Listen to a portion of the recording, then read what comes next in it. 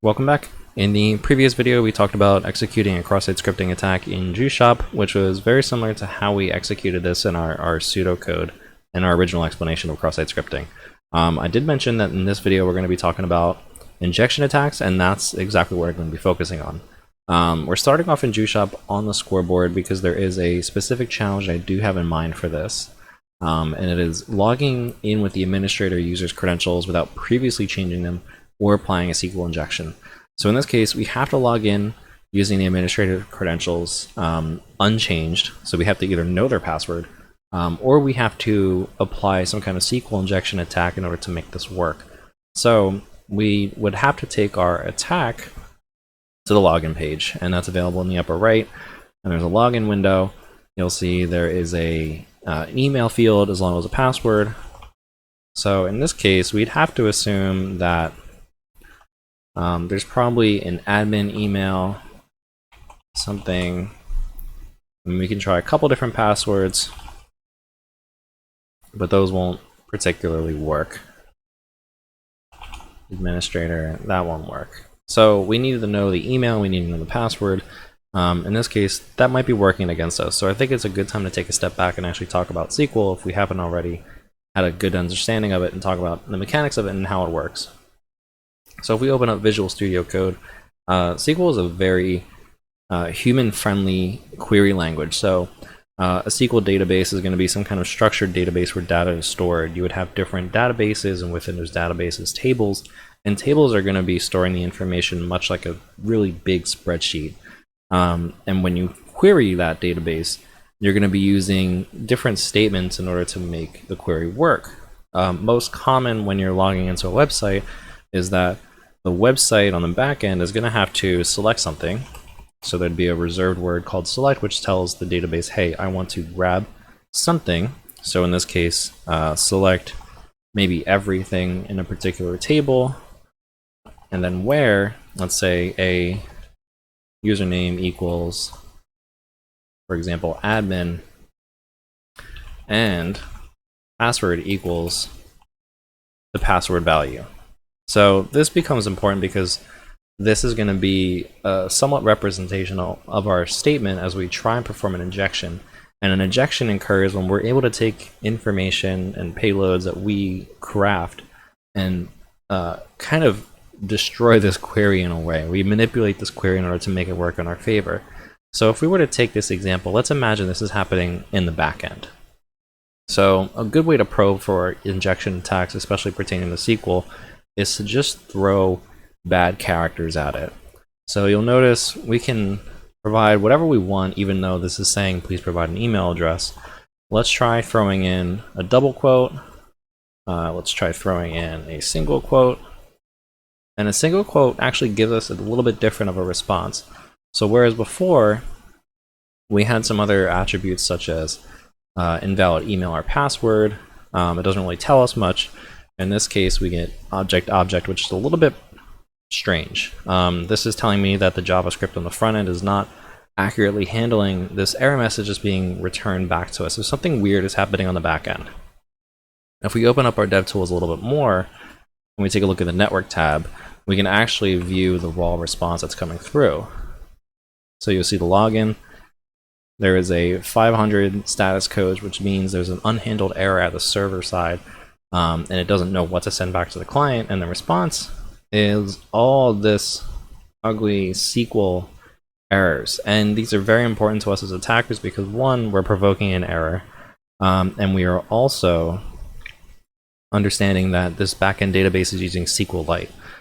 So we can use the SQL syntax in order to craft our payload in order to get in.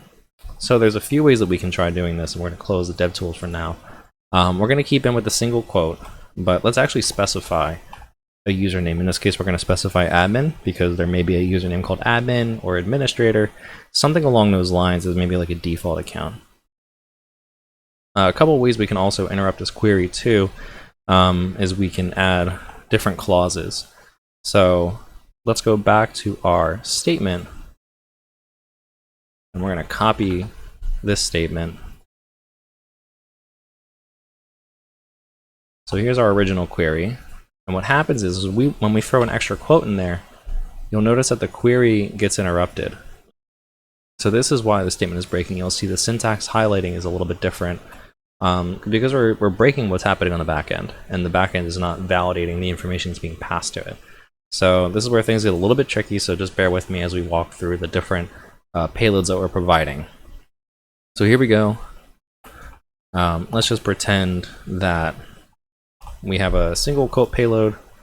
Here's how it breaks. So in a way, when we inject our payload, we also need to correct it in some way. So what we can do is admin or true. And if we add a comment, this is the comment syntax for SQL, you'll see the rest of the statement is actually canceled out according to the syntax. So this is our or true, so we can just copy our payload here and feed that into the email field, and the password actually doesn't matter because if we refer back to our query, the password that's being supplied just gets ignored. And it looks like we didn't get an error this time. If we go up to the account, you'll see that we are logged in as admin at Juice Shop, and we're able to set a particular username, we're able to upload photos, and we are able to fully take advantage of administrative privileges in this account. So this is a particularly interesting vulnerability because not only does it allow for injection, but it allows us to easily bypass the login and elevate our privileges to a more elevated account, in this case the super admin. If we go through, we can poke around the console a little bit because there are some other relevant challenges to this. So if we go to, let's see, we have customer feedback. Let's see if there's an admin page. No. Administrative.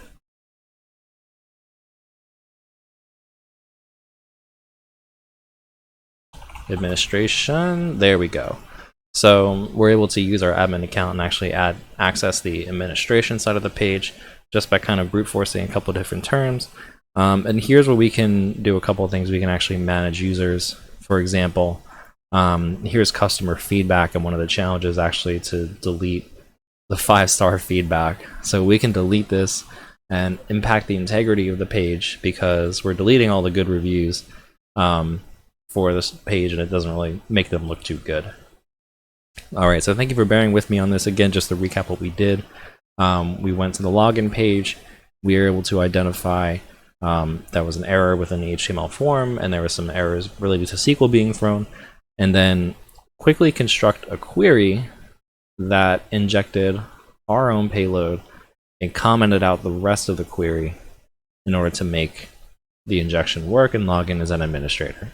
Now, if I want to take our curiosity a little bit further, let's actually dive into the Juice Shop code and see why this is happening. So we'll pull up our Juice Shop repository,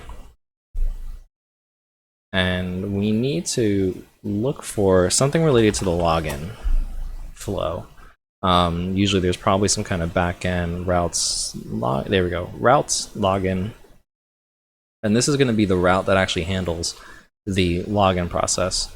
We noticed before that it was a post request, so we'd be looking for some kind of post data just to see. Here we go, and it looks like it was just staring at me right in the face. So you'll see that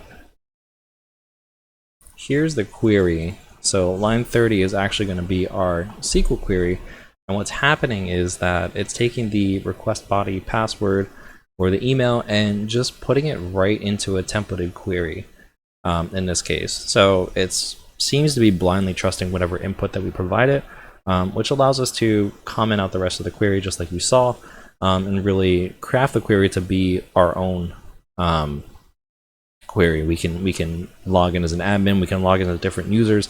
If we knew different user email addresses and usernames, we could also use this functionality to take over other people's accounts. If they had credit cards saved to their account, we could make orders on their behalf, things like that. Alright, so that'll do it for the rest of this video. We've talked about how to find a SQL injection, how to abuse it very quickly, and then also where in the source code this actually pops up. So in the next lecture, we're going to be talking a little bit more about abusing privileges and covering the rest of the OWASP challenges as well. So stay tuned.